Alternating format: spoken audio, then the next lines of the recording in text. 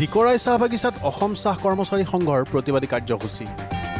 চতিয়াৰ ডিকৰাই চাহ বাগিচাত সোমবাৰৰ পৰা দুদিনীয়াকৈ অসম চাহ কৰ্মচাৰী সংঘই তেওঁলোকৰ দীৰ্ঘদিনীয়া দাবী তথা প্ৰাপ্য আদায়ৰ দাবীত প্ৰতিবাদী কাৰ্যসূচী ৰূপায়ণ কৰে।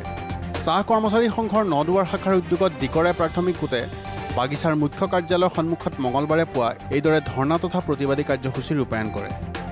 এই প্ৰতিবাদী কাৰ্যসূচীত অংশগ্ৰহণ কৰে অসম চাহ কৰ্মচাৰী সংঘৰ সাধাৰণ সম্পাদক ঋষভ কলিতা আৰু বিশ্বনাথ জিলাৰ সাধাৰণ সম্পাদক সুশান্ত পূজাৰী। অসম চাহ কৰ্মচাৰী সংঘ 1947 চনৰ নৱেম্বৰত জন্ম হৈছিলোঁ। আমি সকলোৱে গৌৰৱান্বিত অসম চাহ কৰ্মচাৰী সংঘক লৈ, কাৰণ যে ভাৰতৰ প্ৰাক স্বাধীনতা কালতে অসম চাহ কৰ্মচাৰী সংঘৰ গঠিত হৈছিলে আমাৰ চাহ উদ্যোগটোত নিয়োজিত শ্ৰমিক কৰ্মচাৰীসকলৰ স্বাৰ্থ আৰ্থসামাজিক আৰু সামাজিক যি সুৰক্ষা তাক নিশ্চিতকৰণৰ কাৰণে আজি আমি ডিকৰাই চাহ বাগিচাত উপস্থিত আছোঁ।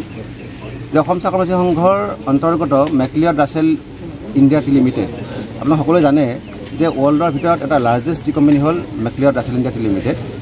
এই কোম্পানীটোৱে বিগত সময়ছোৱাত আমাৰ কৰ্মচাৰীসকলৰ যিখিনি ন্যায্যৰ প্ৰাপ্তি, এই ন্যায্যৰ প্ৰাপ্তিখিনি দিয়াত বহুতো আমাক দিগদাৰি দিয়া হৈছে। যেনে আমি সময়মতে দৰমহাখিনি নাপাওঁ, আমাৰ ভ্ৰমণ বাৰ্তা টাইমমতে আমি নাপাওঁ, আমাৰ ভৱিষ্যত নিধিত যি ধন জমা হ'ব লাগে আমাৰ পৰা কৰ্তন কৰা সেই ধন জমা সময়মতে নকৰাৰ ফলত আমাৰ বিস্তৰ ক্ষতি হৈছে। গতিকে ইয়াৰ উপৰিও আৰু বিভিন্ন আমাৰ সমস্যা আছে। আমাৰ পেঞ্চনাৰসকলৰ পেঞ্চন মোকলাই দিয়া নাই ইত্যাদিকে ধৰি বিভিন্ন সমস্যা আছে। এই সমস্যা সন্দৰ্ভত আমি প্ৰায় 10 দফীয়া এটা দাবী আমি কৰ্তৃপক্ষক দিছিলোঁ আৰু সেই দাবীৰ ওপৰত আমাৰ যোৱা 5 এপ্ৰিল তাৰিখে আমাৰ কিছু আলোচনা হৈছিলে। কিন্তু আলোচনাত আমাৰ যি ধৰণৰ সিদ্ধান্ত হৈছিলে, এই সিদ্ধান্তখিনি মেনেজমেণ্টে আমাক যি কমিটমেণ্ট দিছিলে সেই কমিটমেণ্টখিনি ফেইল কৰাৰ পৰিণতি স্বৰূপে আমি ইণ্ডাষ্ট্ৰিয়েল স্পিৰিট এক্টৰ প্ৰভিজন মতে আমি গোটেই অসমৰ 31খন বাগিচাতে এটা আন্দোলন ঘোষণা কৰিছিলোঁ। এই আন্দোলনত আমাৰ 29 তাৰিখৰ পৰা আৰম্ভ হৈছে। 29 তাৰিখে ৰাতিপুৱা আমাৰ এঘণ্টীয়া ধৰ্ণা আৰু 30 তাৰিখে এঘণ্টীয়া ধৰ্ণা, আৰু 30 তাৰিখে যদি আমাৰ আন্দোলনত কোনো ধৰণৰ তেওঁলোকে সহায় নজনায় তেতিয়াহ'লে আমি 2 তাৰিখৰ পৰা এটা অনিৰ্দিষ্টকালীন ধৰ্মঘটৰ কাৰ্যসূচী লৈছিলোঁ। কিন্তু আমি আমাৰ আপোনালোকৰ মাধ্যমত আমাৰ কৰ্মচাৰীসকলক জনাওঁ, এটা খুব ভাল খবৰ আমাৰ আহিছে।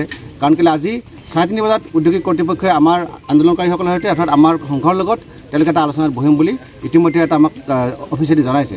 গতিকে আমি আজি 3:30 বজাত আমাৰ এডভাইজাৰ অফিচত প্ৰতাপগড়ত যি অফিচ আছে তাত আমি বহিম আলোচনাত আমাৰ সদস্যসকলৰ লগত লৈ। আৰু সেই আলোচনাত যদি আমি সফলতা লাভ কৰোঁ বা তেওঁলোকে আমাৰ যিখন সমস্যা যিটো সমাধান কৰাৰ কাৰণে তেওঁলোকে যদি দৃঢ় পদক্ষেপ গ্ৰহণ কৰে তেতিয়াহ'লে নিশ্চয়কৈ আমি আন্দোলন কৰাটো বিবেচনা কৰিম। কাৰণ অসম চাহ কৰ্মচাৰী সংঘ সাধাৰণতে আন্দোলনৰ পক্ষপাতী নহয়। আমি এটা সুস্থ বাতাবৰণৰ মাজেৰে আমি দ্বিপাক্ষিক আলোচনাৰ মাজেৰে সদায় আমাৰ সমস্যাবিলাক সমাধান কৰি আহিছোঁ আৰু সমাধান কৰাৰ পক্ষপাতী। কিন্তু আমাৰ যে এই আন্দোলন হৈছে, এই আন্দোলন কৰিবলৈ আমাক মালিক পক্ষে বাধ্য কৰাইছে। কিয়নো মই আকৌ পুনৰ দোহাৰিছোঁ যে 5 তাৰিখে যে আন্দোলন হৈছিলে সেই আন্দোলনত আমাৰ কিছুমান প্ৰাপ্য অধিকাৰ বা প্ৰাপ্য আমাৰ ডিউজ তেওঁলোকে দিয়াৰ কমিটমেণ্ট কৰিছিলে, কিন্তু তেওঁলোকে কমিটমেণ্ট ফেইল কৰি তেওঁলোকে প্ৰতাৰণা কৰিলে। তাৰ ফলস্বৰূপে আমাৰ এই আন্দোলন চলিছে। আমাৰ আশা আৰু বিশ্বাস আজি যে আমাৰ আলোচনা হ'ব 3:30 বজাত, সেই আলোচনা সফল হওক। জামুগুৰিহাটৰ পৰা প্ৰেম তিৱাৰীৰ ৰিপৰ্ট, মহাজাতি ইনটু 24 লাইভ।